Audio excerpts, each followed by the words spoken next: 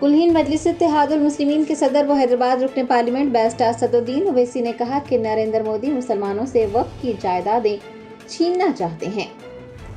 सदर मजलिस बैरिस्टर असदुद्दीन ओवैसी ने पार्टी के मरकजी दफ्तर दारुसलाम में जलसे रहमतुल आलमीन सल्लल्लाहु अलैहि वसल्लम से खिताब करते हुए वक्फ तरमीमी बिल मुतारिफ करवाने वाली बीजेपी हुकूमत और वजीर आजम नरेंद्र मोदी को तनकीद का निशाना बनाते हुए कहा कि मुल्क में एक कानून बनाकर मुसलमानों से औकाफी जायदादें छीन लेने की कोशिशें की जा रही हैं।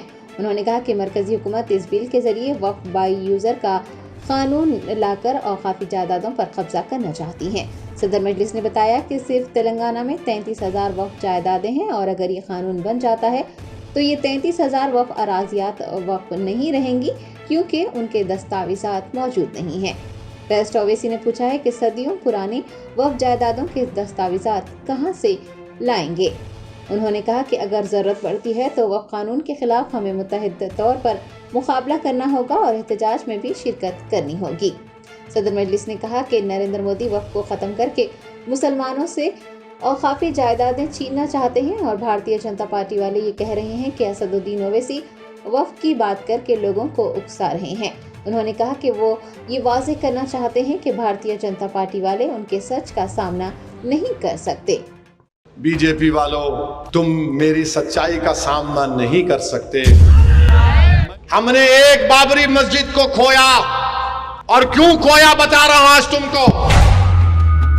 सुप्रीम कोर्ट में जब बाबरी मस्जिद का फैसला आया, सुप्रीम कोर्ट ने कहा कि मुसलमानों ने बाबरी मस्जिद को यूज नहीं कर रही थी, आप वक्फ यूजर नहीं थे, इसलिए मस्जिद आपसे छीन ली गई। हमारे मुल्क में एक कानून बना रहे हैं, कोशिश कर रहे हैं कि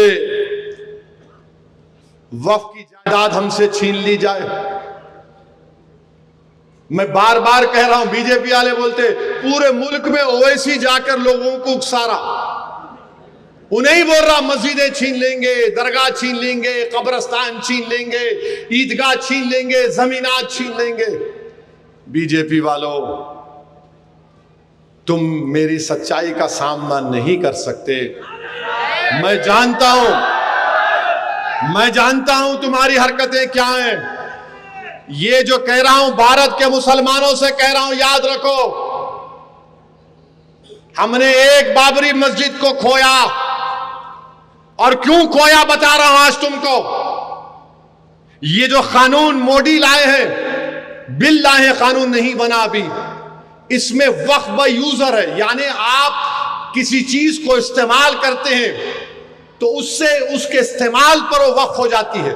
मिसाल के तौर पर एक कब्रस्तान है, तदफीन हो रही, वक्फ की हो जाती बरसों से। मस्जिद है, जिस अंग्रेजी का वर्ड है टाइम इमेमोरियल से आप नमाज पढ़ रहे हैं, वक्फ बाय यूजर है। ईदगाह है, तो अब मोदी क्या किए, वक्फ बाय यूजर को निकाल दिए और मोदी ये बोल रहे कि आप रजिस्टर्ड डीड से अब आप वक्फ करना, यानी जितने वक्फ की प्रॉपर्टियां हैं 33,000 वक्फ की प्रॉपर्टी तेलंगाना में।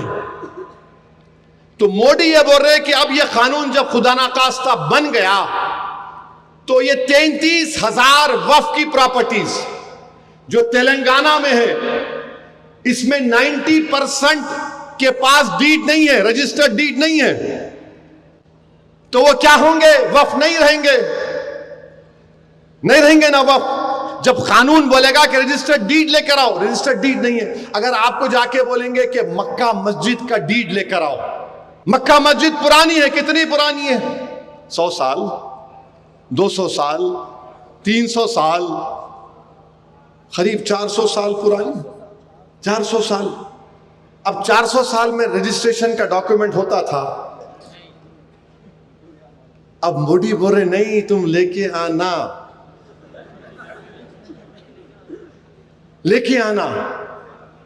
तो गई हमारी मस्जिद, जाती नहीं जाती। वक्फ बाय यूजर खत्म हुआ तो गया ना। अब सुप्रीम कोर्ट में जब बाबरी मस्जिद का फैसला आया, सुप्रीम कोर्ट ने कहा कि मुसलमानों ने बाबरी मस्जिद को यूज नहीं कर रही थी,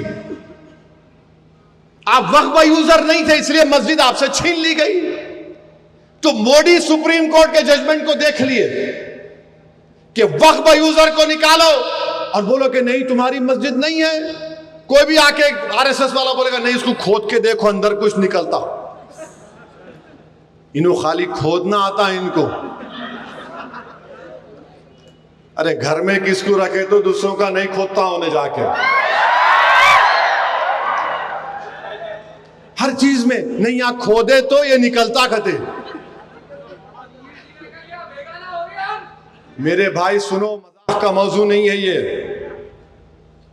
ये अगर कानून बन जाएगा, उत्तर प्रदेश में 1,21,000 वक्फ की प्रॉपर्टीज है, 1,12,000 के पास कागज ही नहीं है। वक्फ यूजर खत्म हो गया तो जायदादें कौन लेगा? वो जायदादें कौन लेगा बताओ? तुम्हारे पास लीगल उसके ऊपर इख्तियारी नहीं होगा, कोई भी घुस जाएगा। वक्फ यूजर निकाल दिए।